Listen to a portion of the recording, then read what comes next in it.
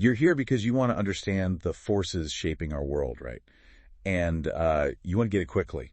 Yeah, nobody has time to wade through hundreds of pages. Exactly. So forget sifting through dense reports. This deep dive really digs into the crucial insights from the 2025 Worldwide Threat Assessment. That's from the Defense Intelligence Agency, the DIA. And this assessment, it was prepared for the House Armed Services Subcommittee back in May 2025.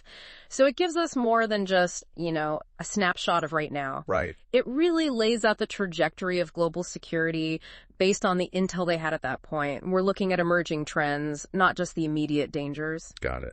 So our mission today is to pull out the important stuff. We'll break down this big report to get a handle on the shifting global security picture and maybe most importantly, what it means for how you understand what's going on. And a key theme, you see it right away, is how fast technology is moving. It's creating new threats, but also amplifying old ones. Yeah, it's not just about who has the most tanks anymore, is it? Not at all. You've got breakthroughs in AI, biotech, cyber, space. All these things are fundamentally changing the strategic game. Mm-hmm. And we're also seeing this concerning trend where U.S. competitors are sort of finding common ground, working together more to challenge U.S. influence. Okay, let's start close to home then. Threats to the U.S. homeland. The assessment talks about a whole range of concerns coming from big countries and smaller groups too. Yeah, a major worry is missile technology. Countries like China, Russia, North Korea, they're pushing hard. How so? Well, it's not just refining the old ballistic missiles. They're sinking money into more complex systems. Think aeroballistic missiles. They fly in a way that's hard to track and intercept. And hypersonic glide vehicles. These things are incredibly fast, maneuverable, really tough to defend against. In North Korea, specifically, the report mentions their ICBM. Right. It flags that their intercontinental ballistic missile capability now has the range to hit the continental U.S. Wow, okay. That's significant. It is. And then separate from that, you still have the terrorism threat. It's maybe more dynamic, more spread out now. Still a major factor. Definitely. The planning seems more decentralized. ISIS, even with leadership hits, they likely still want to pull off big, high-profile attacks. Like we've seen before. Exactly. And the report points to ongoing threats from ISIS affiliates, too. Places like Afghanistan, Yemen. Yeah. They're still relevant. And the report mentions a lone actor attack in New Orleans, ISIS-inspired. Yeah. And arrests, too. People with possible ISIS ties coming across the southern border. It shows how adaptable they are. Absolutely. And layering onto that is the growing threat from unmanned systems, UxS drones, basically. Because they're cheap and easy to get. That's a big part of it. Low cost, widely available, easy to operate. But the real concern is how they can be weaponized or used for surveillance, especially against critical infrastructure. And here's where it gets really interesting. The assessment talks about advanced UxS swarms. Yeah, that's the next level concern. Not just one drone, but potentially lots of them, working together, maybe autonomously. That's a whole new challenge for defense. Coordinating. Right. Integrating them with AI for targeting advanced communications, it makes detecting and stopping them much, much harder. The report also touches on the southern border. Illegal migration, cartels, drug trafficking. It does. And it connects the fentanyl crisis, tragically, over 86,000 deaths in 2024, to the flow across that border. It's a huge challenge. But these aren't just separate issues happening in isolation. No, and that's a key takeaway from the report. It emphasizes this growing strategic coordination between key U.S. competitors and adversaries. You mean Beijing, Moscow, Tehran, Pyongyang? Exactly those four. Their main goal seems to be working often together to chip away at U.S. global influence. And the war in Ukraine seems to have put that cooperation into a high gear. It really looks like a catalyst, yeah. You see stronger bilateral ties forming. They're helping each other in regional fights, figuring out ways around sanctions, putting collective pressure on the West.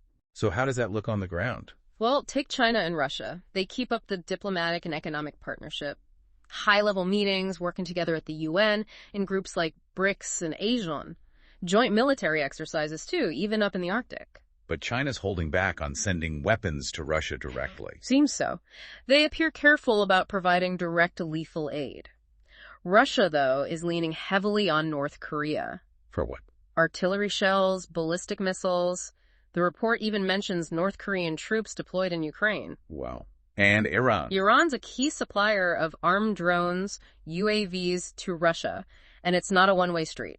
Russia's giving things back. Yeah, and this is critical. Russia is sharing advanced space technology, nuclear know-how, missile development with these partners. That sounds like it could seriously accelerate their WMD programs down the line. That's the concern. Iran, for example, is likely looking to trade its drone support for advanced Russian gear, like the Su-35 fighter jet, and its military space program is getting a boost from Russian help, too. And North Korea is getting things from Moscow as well. Looks like it. Things like SA-22 air defense systems, electronic warfare gear, and they formalized things recently, a strategic partnership agreement with Russia that even includes mutual defense assurances. That's a big step. Yeah. Even while they manage their relationship with China? Right. It's a complex balancing act for Pyongyang. Okay, this framework of cooperation is really important context. Before we dive deeper into China specifically, let's pause for a quick word from our sponsor. This deep dive is brought to you in part by www.quantumsecurity.ai. All right. So let's focus now on China. What does the assessment say about their main strategic goals? Well, they're ambitious. Achieving preeminence in East Asia is key. Challenging U.S. global leadership. Unification with Taiwan, that's always central. Plus, driving their economy and becoming self-sufficient in key technologies. It's a broad strategy. And their military modernization is obviously a huge part of that. The report mentions a 5.2% budget increase for 2025, but that's just the public number, right? Yeah, the general understanding is that their actual military spending is significantly higher. We're talking hundreds of billions every year. Wow. It covers buying new hardware, sure, but also massive investment in R&D. And you see the results. Their ability to project power in the Western Pacific is growing fast. And their capacity for a potential Taiwan operation. While the constant large-scale drills near Taiwan, sometimes involving carrier groups, show they're practicing and signaling their intent. The PLA itself, the People's Liberation Army, seems to be restructuring too. That's right. They've realigned forces like the Aerospace Force and set up new ones like the Cyberspace Force and Information Support Force, reporting directly to the top military body, the Central Military Commission. Shows where their priorities are. Absolutely. Modern warfare domains. Right. And their Air Force and Navy are getting better planes like the J-35A stealth fighter. Plus, the sheer number and sophistication of their missiles, ballistic, and cruise just keeps climbing. But despite all this high-tech stuff, the report flags issues with professionalism. It does. An unwillingness or maybe inability to operate safely and professionally in international waters and airspace. Like that incident with the J-10 fighter and the Australian helicopter dropping flares nearby. Exactly, that kind of thing. It's also interesting that President Xi seems constantly worried about loyalty and corruption inside the PLA. There are ongoing investigations, high-ranking officers getting removed. Maybe growing pains from such rapid expansion. Could be. Reflects the pressure. Now, turning to their nuclear forces, that expansion is really significant. How so? They've got over 600 operational warheads now, the report says, and projections are for over 1,000 by 2030.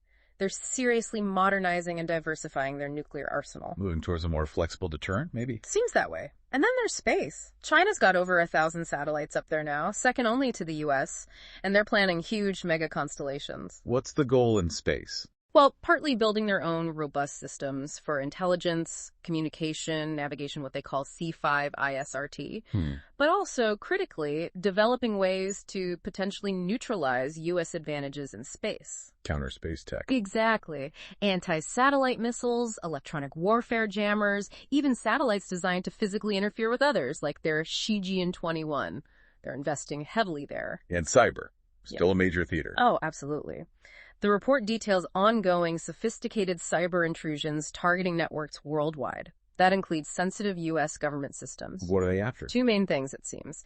Stealing intellectual property and valuable data. And, maybe more worrying, pre-positioning for potential future cyber attacks against critical U.S. infrastructure. Planting malware, getting access they can exploit later. Precisely. It highlights how interconnected these threats are. And of course, we can't forget the constant pressure on Taiwan and their actions in the South China Sea. Especially towards the Philippines.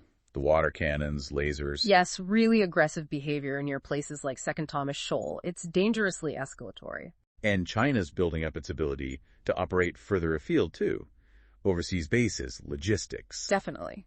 They're working hard to set up a network of overseas logistics hubs, sometimes dedicated bases, sometimes access to shared facilities, sometimes leveraging commercial ports. Like the big exercise in Tanzania, sending over 1,000 troops by sea and air. That's a clear demonstration of their growing power projection capability. And opening that joint logistics and training center in Cambodia is another step. It sounds like a long-term plan to sustain military operations far from home. That's what the pattern suggests, a strategic intent to project influence globally. Okay, let's shift now to Russia. How does the assessment see Putin's view of the war in Ukraine? It frames it as truly existential for him, a struggle against the West that he believes will define Russia's place in the world and his own legacy. And he's committed to using military force. Absolutely. Through 2025, at least, the report suggests no sign of backing down on his core goals for Ukraine or pushing back against NATO. But he's likely trying to avoid a direct fight with NATO. Probably. They likely recognize NATO's conventional strength.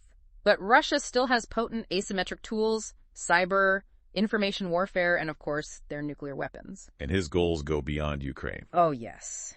It's about restoring Russia's lost prestige, reasserting influence over the former Soviet states. That's the bigger picture for Putin. What about the war itself? How's it going, according to the assessment? Well, it's maybe slower than Russia hoped, but the trend seems to be persistently, slowly in Moscow's favor. Despite huge losses. Staggering losses. Over 10,000 ground vehicles, nearly 250 aircraft and helicopters, over 10 naval vessels, and casualties potentially over 700,000 personnel. And they're even using North Korean soldiers now. That's what the report indicates, yes. A sign of the strain, perhaps, but also the shifting alliances we talked about. So what's Russia's strategy now? Attrition. Seems like it. Grinding down Ukraine's military and its will to fight, hitting critical infrastructure across the country. They seem prepared for a long haul, betting they can outlast Ukraine in Western support. But the war must be hurting Russia's own military modernization plans. Undoubtedly. There's a clear focus on fixing up old gear to replace losses, rather than buying brand new, advanced systems. The main exception seems to be submarines. They're still prioritizing those. And defense spending is up, despite the economic pain. It is, significantly. But they face real problems. Labor shortages in the defense industry, sanctions making advanced components expensive and hard to get. What about their Navy? Still a tool for global reach? Yes. Despite the losses, the Navy remains key for projecting power. Think recent deployments to Latin America, big global exercises like Okean 2024. They're still active globally. And their Air Force. The aerospace forces have taken hits, definitely, but they're still operating. And we've seen both sides make much wider use of electronic warfare and drones in this conflict. What about Russian cyber threats? Still active. Very much so. State-sponsored spying, like the SVR hack of Microsoft, and maybe even allowing or enabling non-state hackers to hit U.S. critical infrastructure. So intelligence gathering and potential disruption. That's the pattern. They're also pushing hard on counterspace systems. Like what? Well, the report mentions a very concerning development. A satellite potentially capable of carrying a nuclear device. In orbit, wow. Yeah. And Russia vetoed a UN resolution that aimed to reaffirm the ban on WMDs in space. That tells you something. They're also developing and testing non-nuclear anti-satellite weapons. And their nuclear posture overall. It's expanding. New capabilities coming online, modernizing the stockpile, and they've put tactical nukes into Belarus. Plus, all the nuclear rhetoric around Ukraine is clearly meant to deter NATO. The assessment also mentions chemical and biological weapons. It raises the possibility that Russia might be looking to expand its CBW programs. Given their history, it's a serious concern to watch. And they're trying to destabilize Europe in other ways.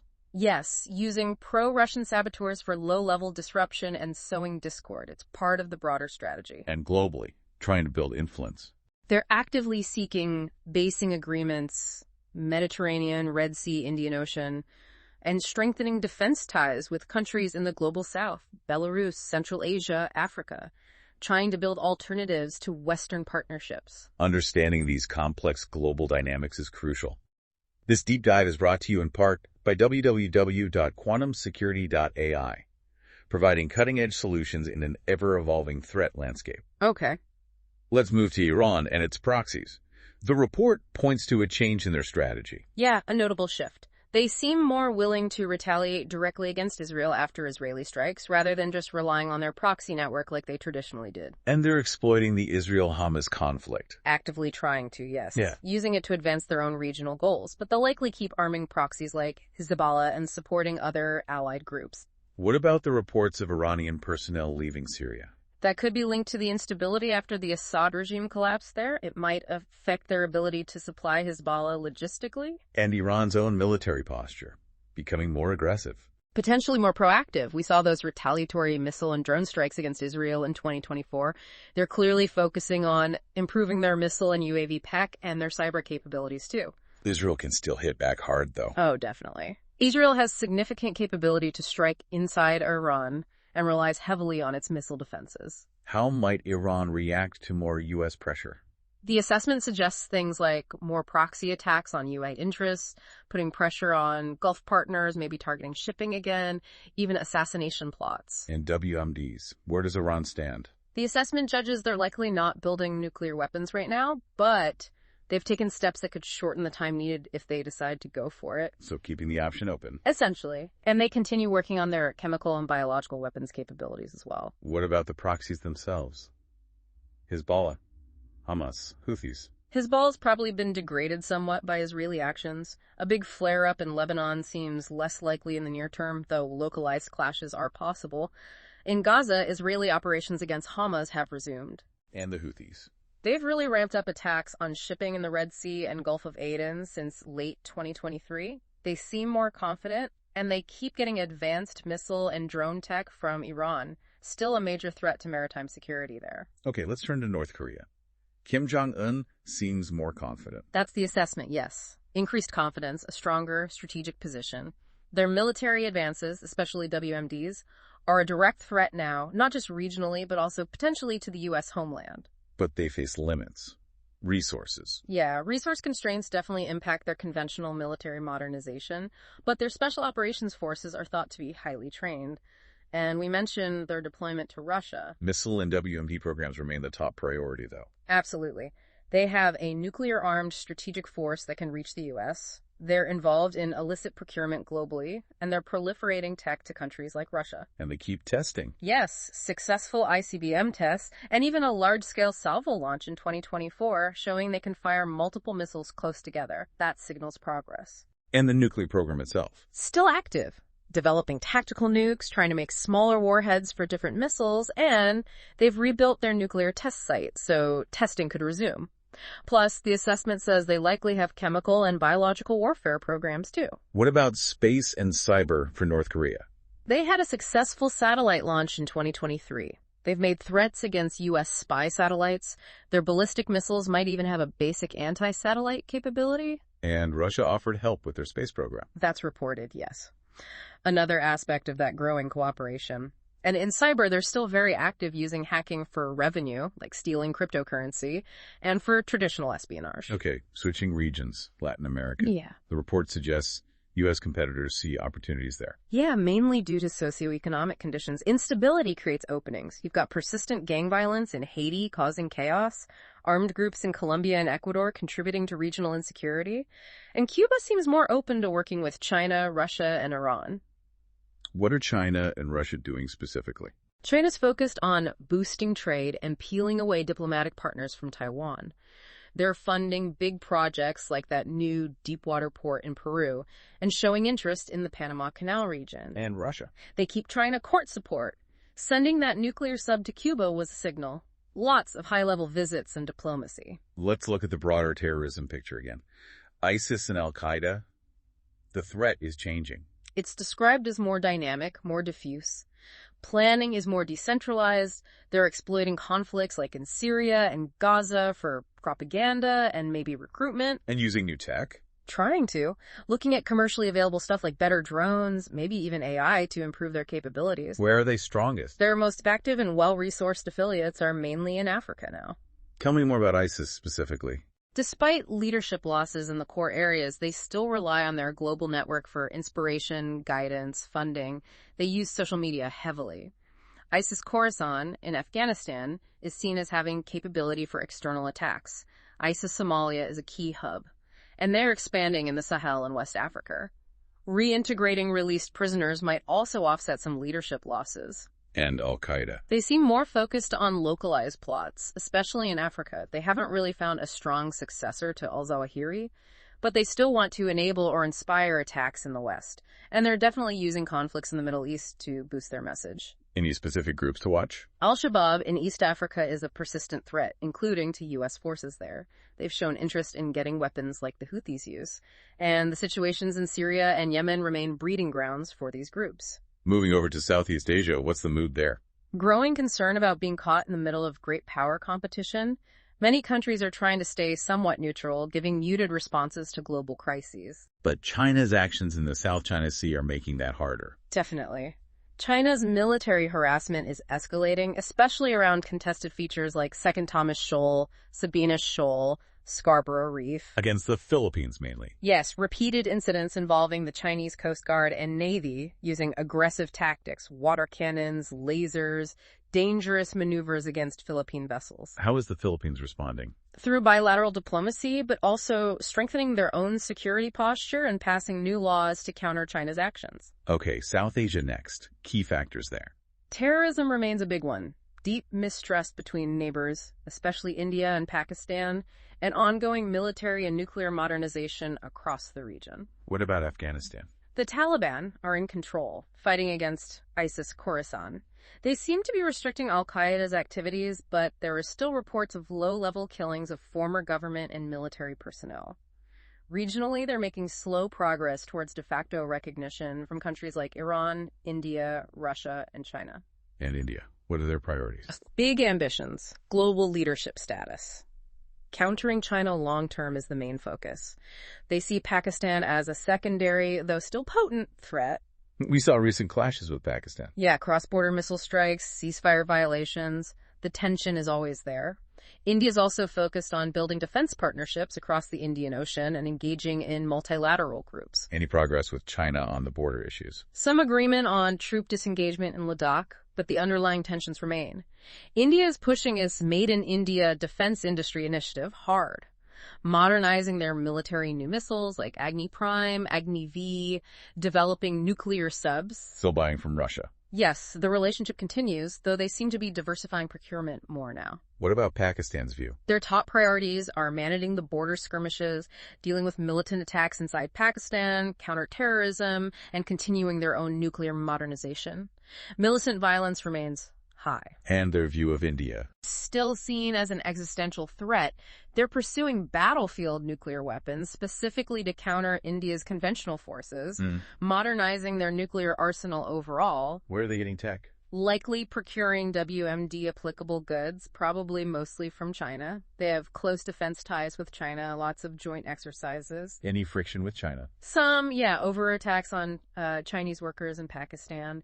They're also trying to de-escalate with Iran after recent border clashes, and they have ongoing friction with the Taliban along the Afghan border. Let's swing back to the Middle East. You mentioned partners looking elsewhere. Yeah, traditional U.S. partners are increasingly exploring security relationships with other countries, too. Reflects a changing regional dynamic. What's the latest on Syria? The assessment notes the collapse of the Assad regime and the formation of a transitional government, but it faces huge challenges uniting all the different opposition factions and actually governing. Are they reaching out to the West? They've expressed interest in re-engagement and cooperating on counterterrorism. Turkey remains a very influential player there, conducting operations against the SDF and also dealing with Israeli airstrikes happening within Syria. What about Iraq? Still seeing attacks from Iran-backed groups. There were numerous attacks against U.S. and coalition forces and against Israel starting in October 2023. Mostly limited effectiveness, though. The U.S.-led coalition is drawing down as planned. Did the Gaza ceasefire affect those attacks? Interestingly, yes. The report notes the attacks stopped after the ceasefire took hold. Do the Iraqi forces still want U.S. help? The ISF leadership does, despite political pressure from some factions to cut ties.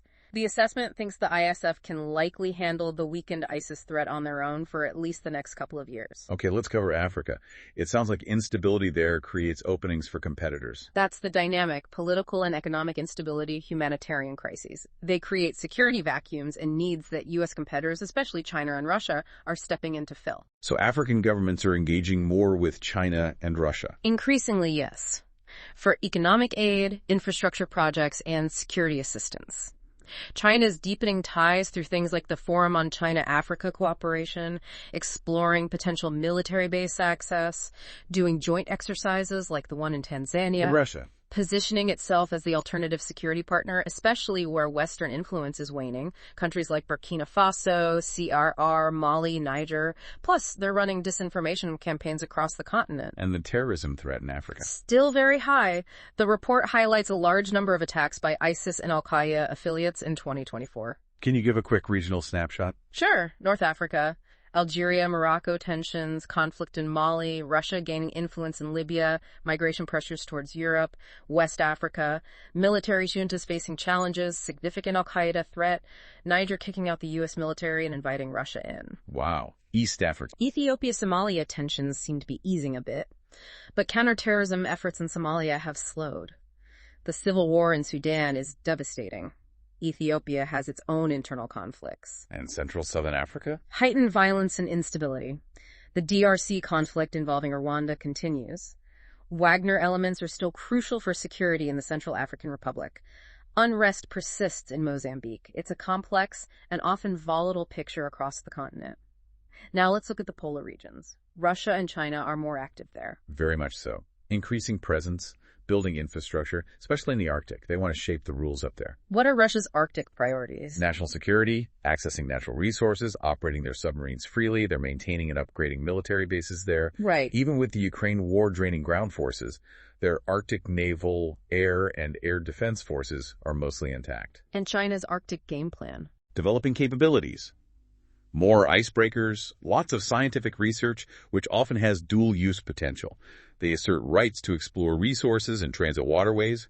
They're using diplomacy, commerce, and military activities to expand access, plan ships going to the Arctic. Yes, naval expeditions. Yeah. And they're building space observation infrastructure that's relevant for the Arctic, too. Are Russia and China working together in the Arctic? Increasingly. Joint military patrols, economic development projects, scientific collaboration. Russia might be a bit wary of too much Chinese military presence, but their growing dependence on China probably forces them to make concessions. What kind of joint activities? We've seen combined Coast Guard and naval patrols near Alaska in the Bering Strait and Sea, and they're collaborating on developing the Northern Sea Route. What about the other pole? Antarctica. China's investing there too, building a new station, officially for research, but it likely supports their space program and could potentially be used for signals intelligence gathering. Okay, shifting gears slightly. Foreign intelligence threats against the U.S. Still a major issue. Huge issue. The assessment calls it a sophisticated global threat environment facing the DoD. And it's getting worse because advanced surveillance tech is becoming cheaper and more widespread. So technical surveillance is a big part of it. An acute threat, yes. But also opportunities for adversaries to use non-traditional collectors inside the U.S. Think foreign academics, tourists, business people to gather intelligence. And they're targeting DoD personnel directly. Using technical means, yes. Things like safe city, surveillance systems in foreign countries, facial recognition, tracking smart devices, all used to monitor DoD personnel and operations globally. Let's talk about advanced technology more broadly. This seems central to the whole assessment. It really is. Global advancements in AI, biotech, quantum, microelectronics, they're directly challenging the traditional U.S. tech advantage. And China's leading the charge. They have a massive state-led drive to dominate these fields. The PLA is rapidly integrating advanced tech, and they're very aggressive in acquiring intellectual property through licit and illicit means. What about Russia's tech ambitions? They have ambitions, yes, but they face serious constraints from sanctions and the war effort. What kinds of tech are most concerning? Dual-use stuff. A lot of it has dual-use potential, yeah. Advanced gene sequencers, synthesizers, computational biology tools, AI and machine learning, nanotechnology, biomanufacturing, all could have military applications. We hear so much about AI in the military context. It's being developed and used for everything. Improving decision-making, intelligence analysis, surveillance, targeting, influence ops, cyber attacks, controlling drones and autonomous vehicles. We've seen some of this in Ukraine. Definitely. It's a testing ground, and AI is being used in influence operations too. Plus, new open-source AI tools for computational biology are emerging, which brings both benefits and risks. What about quantum? still more potential than reality. It holds huge potential: quantum computing for code breaking, quantum communications for secure comms, quantum sensing for better detection. The report notes China and Russia are making strides here. And microelectronics, chips. Still a critical choke point. The U.S. and allies have an edge, but competitors are desperate to reduce their dependence. China's building its own chip industry. Pouring money into domestic manufacturing, yes, though they face big hurdles. Russia is way behind and has to use roundabout, often unreliable ways to get the chips they need. Finally, let's touch on global health and biodefense. That's a national security issue, too. Absolutely. Naturally occurring diseases, new ones emerging, old ones coming back, animal diseases jumping to humans, antibiotic resistance, they all have security implications. And lab safety. That's another risk factor. More labs around the world are working with dangerous pathogens, and if biosecurity isn't perfect, the risk of accidental release increases. What are the biggest disease threats for deployed U.S. forces? Probably endemic diseases that cause regional epidemics, dengue, mpox, avian flu, and the rise of drug-resistant bacteria is a constant worry. So helping other countries with disease control is important for U.S. security, too. Definitely. Supporting prevention and containment efforts globally is key, and it's an area where China and Russia are active too, using health aid to gain political influence. Like China funding the African Union's CDC headquarters. Exactly. It builds goodwill and potentially dependence. Okay. Staying ahead of all these complex global challenges requires foresight and strong security measures. We'd like to thank our sponsor again, www.quantumsecurity.ai, for their commitment to a safer future. So, wrapping this deep dive up, the big picture from this 2025 worldwide threat assessment seems clear. The world's security environment is getting more complex, more interconnected. Yeah, and it's really driven by two major forces: the incredibly rapid pace of technological change and this growing cooperation, or at least alignment, among key U.S. competitors. It demands constant watchfulness, constant adaptation. For sure. What really struck me going through it, well, a few things. The sheer scale of China's space program and counterspace efforts, that's huge. The degree to which Russia seems to now rely on North Korea for basic military supplies, even troops, that's a significant shift. And maybe also how sophisticated non-state actors, like terrorist groups, are becoming by leveraging easily available technology. It underlines why understanding these forces is so critical for everyone, just to make sense of the news and the world around us. Hopefully you feel a bit more equipped after this. Yeah, and it leaves you with a big question to chew on, doesn't it? In this world of fast tech and shifting alliances, how do we actually promote stability? What are the best strategies to handle this whole spectrum of threats, from state actors to pandemics to AI risks, maybe digging deeper into AI's impact on war or the power shifts in the Indo-Pacific? That could be a next step for you.